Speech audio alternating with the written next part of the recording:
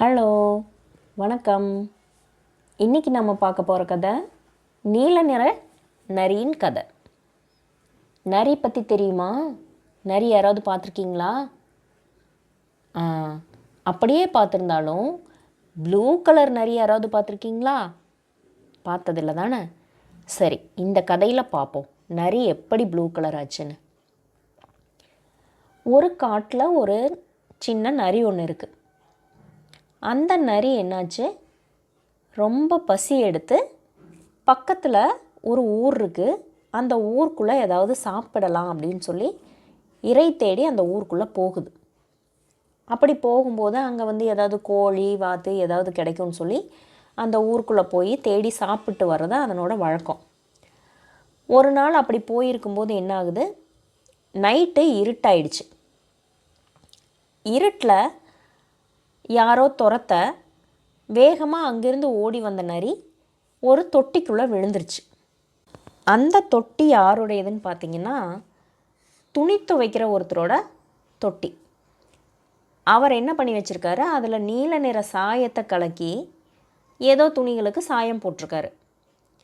அந்த தொட்டிக்குள்ளே தவறி விழுந்து இருட்டில் தெரியாமல் எந்திரிச்சு ஓடி வந்துருச்சு இந்த நரி. அப்புறம் காட்டுக்குள்ளே போயிடுச்சு வழக்கம் போல். போனால் அடுத்த நாள் காலையில் பயங்கர பசி. சரி, இப்போதைக்கு சாப்பிட எதுவும் கிடைக்கல, போய் தண்ணியாவது குடிச்சிட்டு வருவோமே அப்படின்னு சொல்லி ஒரு நீர்நிலையை நோக்கி, நீர்நிலைனா ஒரு குளமோ ஆறோ எதையோ நோக்கி நடந்து போகுது. ஒரு ஆறுன்னு வச்சுக்கலாமே, அந்த ஆற்றை நோக்கி நடந்து போகுது. போகிற வழியெல்லாம் இந்த நரியை பார்க்குற மிருகங்கள்லாம் ஏதோ வித்தியாசமாக பார்க்குது. ஏதோ ஒரு மாதிரி பயந்து மிரண்டு வினோதமாக பார்த்துட்டு போகுதுங்க. இந்த நரிக்கு ஒன்றுமே புரியலை. ஏண்டா நம்மளை இப்படி பார்க்குறாங்க அப்படின்னு யோசிச்சுக்கிட்டே தண்ணி குடிக்க போகுதா.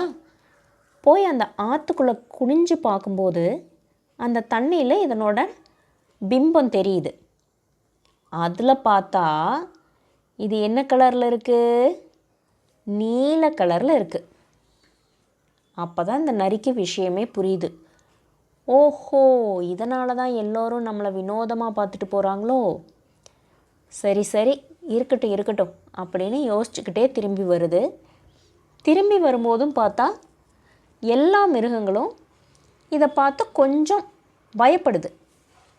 அப்போ தான் இந்த நரிக்கு ஒரு யோசனை தோணுது. இதை நாம் நமக்கு சாதகமாக பயன்படுத்திக்கணும் அப்படின்னு முடிவு பண்ணுது. முடிவு பண்ணிவிட்டு என்ன செய்யுது, நடு காட்டில் போய் நின்று வினோதமாக சத்தம் போடுது. அதாவது நரி மாதிரி ஊளையிடாமல் ஒரு பயங்கரமான சத்தத்தை எழுப்புது. அப்போ என்ன ஆகுது, எல்லா விலங்குகளும் அந்த இடத்துல கூடி நிற்கிது. அதில் சிங்கமும் இருக்குது, புலியும் இருக்குது, யானையும் இருக்குது. இந்த மாதிரி எல்லா விலங்குகளும், அதாவது மாமிசம் சாப்பிட்றது, தாவரம் சாப்பிட்றது, மான், முயல், கரடி, குரங்கு, அத்தனை விலங்குகளும் அந்த இடத்துல கூடி நிற்கிது. அப்போ இந்த நரி பயங்கரமான குரலில் சொல்லுது. அதாவது, நான் கடவுளால் அனுப்பப்பட்டவன், நான் கடவுளுடைய தூதன், கடவுள் உங்களையெல்லாம் கவனிச்சுக்க சொல்லி, உங்களையெல்லாம் பாதுகாப்பாக பார்த்துக்க சொல்லி என்னை இங்கே அனுப்பி வச்சுருக்காரு. இன்னையிலிருந்து நான் சொல்கிறபடி தான் எல்லோரும் நடந்துக்கணும், அப்படி இல்லைன்னா நான் உங்களையெல்லாம் கல்லாக போகணும்னு சபிச்சிருவேன் அப்படின்னு சொல்லுது. இதை கேட்டதும் எல்லா விலங்குகளுக்கும் பயமாயிடுச்சு.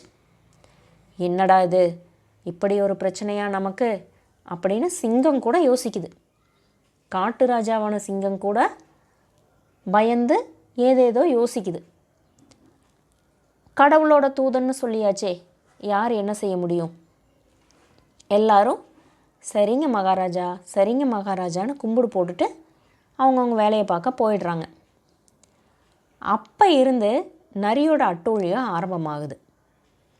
சிங்கத்தை கூப்பிட்டு எனக்கு மான் கறி கொண்டு வா போ அப்படிங்கிறது, கரடியை கூப்பிட்டு எனக்கு கிழங்கு தேனெல்லாம் கொண்டு வா போ அப்படிங்கிறது, குரங்குகளை கூப்பிட்டு எனக்கு நல்ல ருசியான பழங்களெல்லாம் கொண்டு வாங்க அப்படின்னு முடுக்கி விடுறது, நல்லா ஜம்முன்னு உட்காந்துட்டு அவங்க கொண்டு வந்து கொடுக்குறதையெல்லாம் திருப்தியாக சாப்பிட்டுட்டு கூட யாராவது சும்மா இருந்தாங்கன்னா அவங்கள கூப்பிட்டு விளையாண்டுட்டு ரொம்ப அற்புதமாக பொழுது போகுது அந்த நரி. கேட்குறக்கு ஆள் இல்லை, எந்த பயமும் இல்லை. வேலைக்கு வேணுங்கிற உணவு தன்னோட இடத்துக்கு வந்து சேருது. ராஜ வாழ்க்கை அந்த நரிக்கு. இப்படியே கொஞ்ச நாள் போயிட்டுருக்கு. ஒரு நாள் என்னாகுது, திடீர்னு இடி இடிக்குது, மின்னல் மின்னுது, மழை வரக்கான எல்லா அறிகுறியும் தெரியுது. எல்லா விலங்குகளும் பாதுகாப்பான இடங்களுக்கு ஓடுறாங்க. மழையில் நனையக்கூடாதுங்கிறக்காக மரத்தடிக்கு, ஒரு குகைக்கு எதையாவது தேடி ஓடிட்டுருக்காங்க. சடார்னு மழையும் வந்துடுது. இந்த நரி நடுக்காட்டுக்குள்ளே நின்றுட்டு இருந்தது. மழை வந்ததும் தன்னுடைய உண்மையான குரலில் கத்த ஆரம்பிக்குது. எல்லா விலங்குகளுக்கும் ஒரே அதிர்ச்சி. என்னடா இது, ஒரு மாதிரி கடுமையாக கர்ஜனை செஞ்சிட்டு இருந்த ஒரு விலங்கு இப்போ நரி மாதிரி ஊளையிடுதே அப்படின்னு எல்லா விலங்குகளும் ஆச்சரியமாக பார்க்குறாங்க.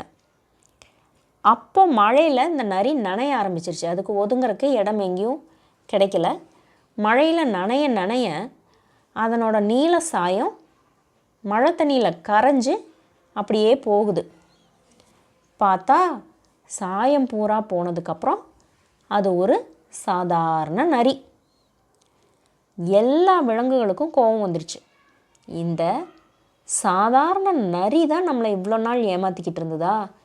என்னென்ன வேலை சொல்லியிருக்கோம், அதை கொண்டு வா, இதை கொண்டு வா, அதை பிடிச்சிட்டு வா, இதை பிடிச்சிட்டு வான்னு நம்மளை எல்லாம் என்ன வேலை வாங்கியிருக்கோம். இந்த சாதாரண நரியை பார்த்து நம்மெல்லாம் பயந்துட்டு இருந்திருக்கோமே அப்படின்னு எல்லா விலங்குகளுக்கும் பயங்கர கோபம். உடனே எல்லாம் வந்து நரியை போட்டு அடின்னு அடிக்குதுங்க. கடைசியில் சிங்கராஜா சொல்லிட்டாரு, நீ உடனே இந்த காட்டை விட்டு வெளியேறணும். இதுக்கப்புறம் உன்னை இந்த காட்டுக்குள்ளே பார்த்தோன்னா உன்னை உயிரோடு விடமாட்டோம் அப்படின்னு எச்சரிக்கை செய்யுது. உடனே இந்த நரி, விட்டா போதுண்டா சாமி அப்படின்னுட்டு, நீல சாயம் வெளுத்து போச்சு டும் டும் டும் டும், ராஜா வேஷம் களைஞ்சு போச்சு டும் டும் டும் டும், நீல சாயம் வெளுத்து போச்சு டும் டும் டும் டும், ராஜா வேஷம் களைஞ்சு போச்சு டும் டும் டும் டும் அப்படின்னு பாடிக்கிட்டே அந்த காட்டை விட்டு ஓடிடுது. இது தேவையா? பேசாமல் தன்னால் முடிஞ்சதை பிடிச்சி சாப்பிட்டுட்டு சந்தோஷமாக நிம்மதியாக இருக்கிறத விட்டுட்டு இப்படி சோம்பேறித்தனமாக அடுத்தவங்க உழைப்பில் வாழ நினச்சோம் அப்படின்னா இதுதான் நிலைமை. நம்முடைய தகுதியை மென்மேலும் வளர்த்துக்கிட்டு நமக்கு வேணுங்கிறத அடையணுமோ தவிர அடுத்தவங்களை ஏமாற்றி பிழைக்கக்கூடாது அப்படிங்கிறத இந்த நீல நிற நரிக்கதை நமக்கு தெளிவாக எடுத்துக்காட்டுது. இத்தோட இந்த கதை முடியுது. மறுபடியும் அடுத்த கதையில் சந்திப்போம். Good night.